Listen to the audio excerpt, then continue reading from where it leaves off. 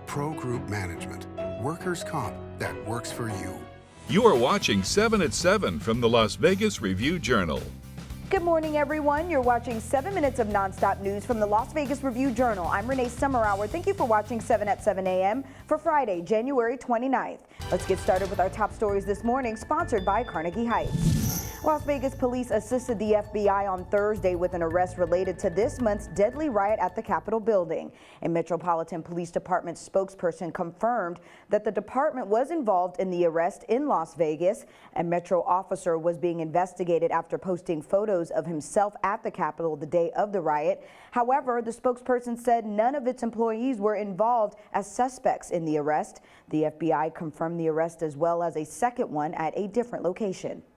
Some Clark County residents are expressing concern about a plan to bring young students back to the classroom. In public comments to the school board Thursday night, parents said they don't want to change teachers in the middle of the school year, while teachers said they want to receive COVID vaccines before schools reopen. The school district announced Wednesday that it plans to bring preschool through third grade students back to the classroom starting March 1st. And Clark County School District Superintendent Dr. Jesus Jara is set to deliver his State of the School address at 8 a.m. He will be joined by members of the Board of Trustees. You can watch the live stream right here on lvrj.com or on the Review-Journal's Facebook page. Leaders of Las Vegas's historic Westside will be honored at a park set to open this year. Legacy Park, which will be built near West Lake Mead and Martin Luther King Boulevard, is a joint project of the city of Las Vegas and Clark County. City Councilman Cedric Creer discussed forming plans for the park with former County Commissioner Lawrence Weekly. You see people walking from the FBI building over to Starbucks, grab a cup of coffee, and come on back. Now they're going to have a place to come and sit and congregate and then also recognize the history of our community. And so it was a perfect spot. The city had the land. The commissioner had some resources that were within the county. We collaborated, and here we are today, and we're breaking ground. And Boulder City plans to start administering COVID vaccines next week to residents ages 65 to 69. The city said it began taking appointments Thursday, and it stressed that its clinics will be available to residents only.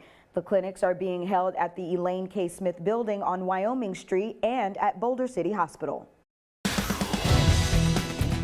Now let's take a look at your weather forecast for your Friday. We're looking at an 80% chance of rain during the day, winds coming from the southeast, but that will all clear up by the evening with clear skies and lows in the high 30s. For your weekend, mostly clear skies with temperatures in the mid 50s. Temperatures will, however, rise by next week to the low 60s. Sports, sponsored by Scenic Brewing Company.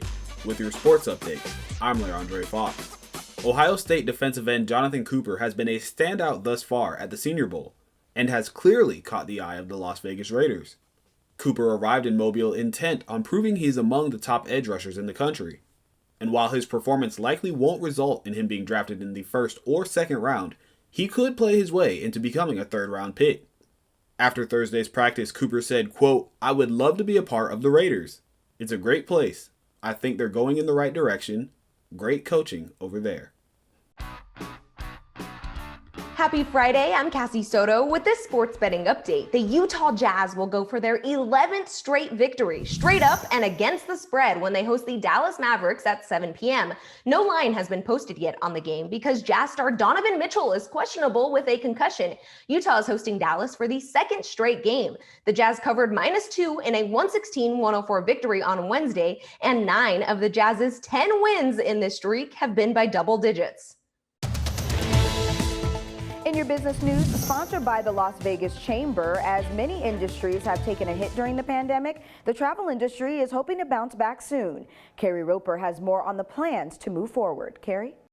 Renee, the U.S. Travel Association is ready to kickstart the recovery of the travel industry, which so far has suffered more than $500 billion in pandemic-related losses. We spoke to Review-Journal business reporter Bailey Schultz on what the association has planned. So last week, the Biden administration said that they would require all international travelers to get tested before they arrive in the U.S., which received a lot of positive reaction among people in the travel industry.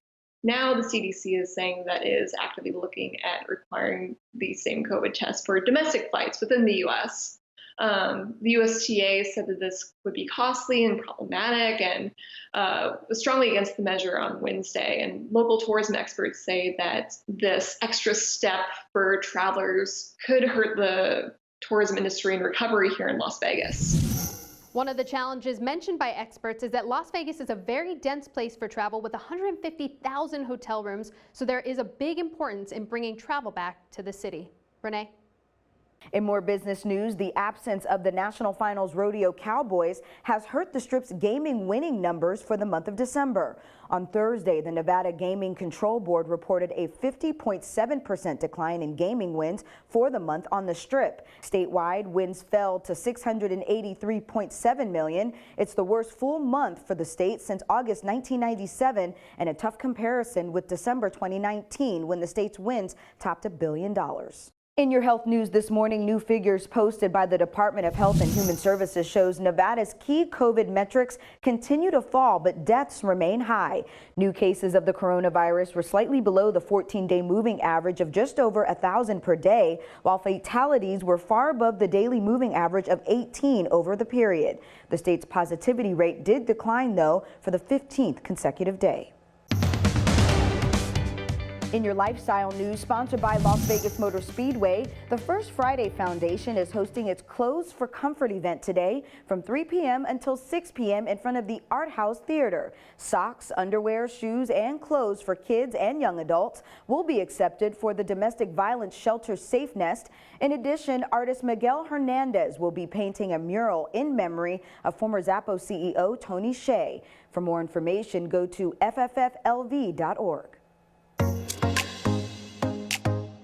In your entertainment news, the Las Vegas Natural History Museum has a new exhibit that truly rocks. The exhibit, created in partnership with the Nevada Division of Minerals, explores the state's geologic past that explains where we get a lot of the minerals we use every day. It includes virtual mine tours and the chance to take a microscopic look at minerals. Well, that's all for today's 7 at 7 a.m. from the Las Vegas Review-Journal. I'm Renee Summerhour. Remember, you can get every bit of local news you need in just 7 minutes with 7 at 7 from lvrj.com. You can also download our free RJ mobile app to get news alerts sent straight to your phone. And you can find us on Roku, YouTube, and more. Hope we'll see you again this evening at 7 p.m. Thank you for joining us. Review Journal Studio, sponsored by attorney Adam Kuttner. Get the maximum settlement as quickly as possible. This 7 at 7 update is sponsored by Pro Group Management. You are watching 7 at 7 from the Las Vegas Review-Journal.